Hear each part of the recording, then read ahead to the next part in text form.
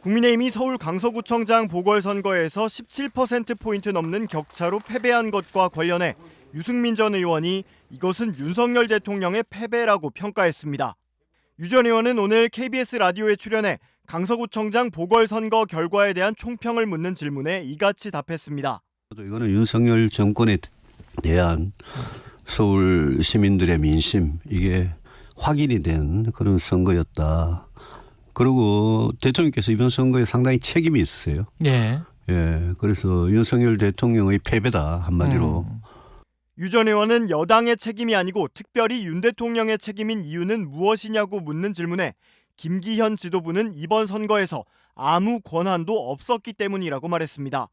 대부분 확정 판결을 받은 후보를 3개월 만에 사면 복권을 시켜가지고 예. 선거에 내보낸 거는 그거는 대통령의 의지였잖아요. 그렇게 그러니까 돼버렸죠. 예. 저는 이거는 김기현 지도부한테 책임을 물을 일이 아니다. 이거는 대통령께서 책임을 지셔야 될 문제다. 그렇게 보는 거죠. 다만 유 전 의원은 그렇다고 지도부 쇄신이 불필요하다는 건 아니라며 6개월 남은 총선을 이 지도부로 과연 치를 수 있겠냐고 지적했습니다. 또 윤 대통령이 지금이라도 철저히 반성한다면 내년 총선에서 승리할 수도 있겠지만 그동안 대통령이 자신의 과오나 오류를 인정하지 않았던 걸 보면 이번에도 바뀌긴 어려워 보인다고 전망했습니다. 국민의힘 천하람 순천갑 당협위원장도 한마디로 망했다, 폭망이라며 벌써 대통령실과 당에서 반성하기보다 패배의 의미를 축소하려고만 하고 있다고 지적했습니다. 원래 험지다 이런 얘기인데 제가 보기에는 원래 험지가 아니고요. 지금 용산과 우리 당이, 그러니까 정부 여당이 험지 메이커입니다. 험지 메이커란 게 무슨 말씀이세요? 지금 서울 수도권 선거를 험지로 만들고 있는 거예요. 천 위원장은 홍범도 장군 논란부터 연이은 인사참사 등이 중도층 이탈의 큰 이유가 됐다면서 대통령 지지율이 부족한데 이를 당 지도부가 보완해주지도 못했다며 김기현 지도부가 퇴진해야 한다고 주장했습니다. 책임론과 관련해 김기현 대표는 패배 원인을 냉철하게 분석하고 총선 승리를 위한 특단의 대책을 강구하겠다며 수도권 등에서 민심을 얻을 맞춤형 대안을 마련하겠다고 밝혔습니다. 강서구청장 선거에서 국민의힘 후보가 패배한 데 대해 홍준표 대구시장은 역대급 참패라며 총선 6개월을 앞두고 수도권 민심을 확인하는 중요한 계기가 됐다고 밝혔습니다.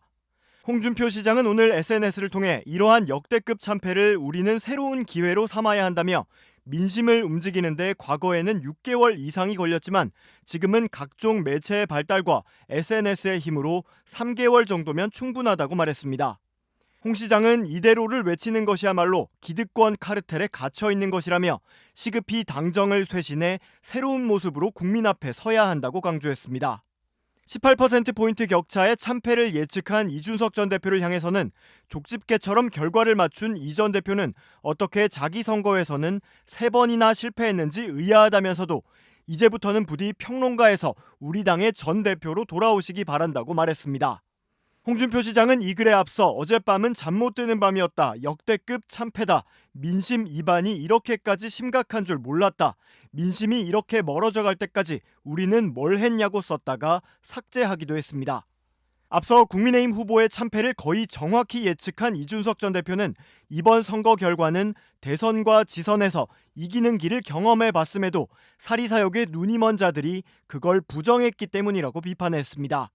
그러면서 더 안타까운 건 이제부터 실패한 체제를 계속 끌고 나가려는 더 크고 더 비루한 사리사욕이 등장할 것이라고 전망했습니다. 서울 강서구청장 보궐선거에서 국민의힘 후보가 18% 차이로 질 것이라고 말해 17.15%포인트 격차의 참패를 거의 정확히 예측했던 이준석 전 국민의힘 대표가 이제부터 실패한 체제를 계속 끌고 나가려는 더 비루한 사리사욕이 등장할 것이라고 전망했습니다.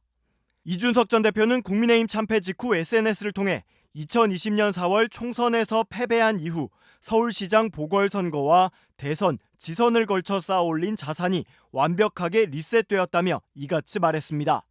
그는 오늘의 결과는 17.87%라는 21대 총선 강서구 합산 득표율 격차에서 거의 변하지 않았다며 그 중간에 이기는 길을 경험해봤음에도 그저 사리사욕에 눈이 먼 자들이 그걸 부정해왔던 것이라고 비판했습니다. 이 전 대표는 특히 더 안타까운 건 이제부터 실패한 체제를 계속 끌고 나가려는 더 크고 더 비루한 사리사욕이 등장할 것이라는 것이라며 국민의힘의 참패 수습 과정도 비관적으로 전망했습니다. 반면 김기현 대표는 어젯밤 10시 46분쯤 국민의힘 의원 단톡방에 글을 올려 전례 없는 참여와 선거운동이 강서구에 모였다며 그 뜨거운 애당심이 우리 당의 내년 총선 압승에 큰 힘이 될 것으로 확신한다고 밝혔습니다. 이에 앞서 이준석 대표는 지난 총선 이후 국민의힘이 새로 모은 젊은 지지자들이 다 빠져나갔다며 2020년 총선 강서구 합산 득표율 격차가 17.87%였던 만큼 강서구청장 보선에서도 국민의힘이 18% 정도 질 것이라고 예측해 화제가 됐습니다. 김태우 후보가 그래도 강서구청장을 했고 인지도가 있다 보니까 조금이라도 표가 더 나오지 않을까라는 생각 때문에 넣은 것 같은데 글쎄요. 18% 얘기하셨어요? 예. 18% 차로 김태우 후보가 진다. 이건 제가 제가 무속이나 이런 걸 좋아하는 사람이 아니다 보니까 네. 제가 어디 의지해서 얘기하는 건 아니고요. 네. 저는 데이터를 보고 얘기 드리는 게 지난번에 21대 총선이요. 2020년 총선에서 강서 갑을병이 있습니다. 네. 강서 갑을병의 양당 득표율을 비교해 보면은 17.87% 정도 차이가 납니다. 아, 네. 예. 그러니까 30한 7, 8대 56 정도 됐거든요. 네. 그거 그대로 좀 간다고 이제 보는 거거든요. 네. 왜냐하면 그때 20년 선거에 비해 가지고 사실은 저희가 대선 때나 이럴 땐 젊은 사람들이 많이 들어와 가지고 표 차이가 적게 나거나 아니면 뒤집기도 했던 건데 네. 다 빠져나갔어요. 그래요? 네. 지금 보세요. 그 국민의힘의 그 강서구 선거 전략이 뭐냐면 충청 향후에 잡기잖아요. 네. 지금 강서구에 가서 마곡지구 이런데 지금 맥주 가게 들어가가지고 혹시 여기서 충청 향후에 가입하신 분 손 들어보세요 하면은 한 사람도 안 들 겁니다. 근데 알겠습니다. 어디다 지금 선거운동 하고 있는 건지 잘 모르겠어요. 네. 네.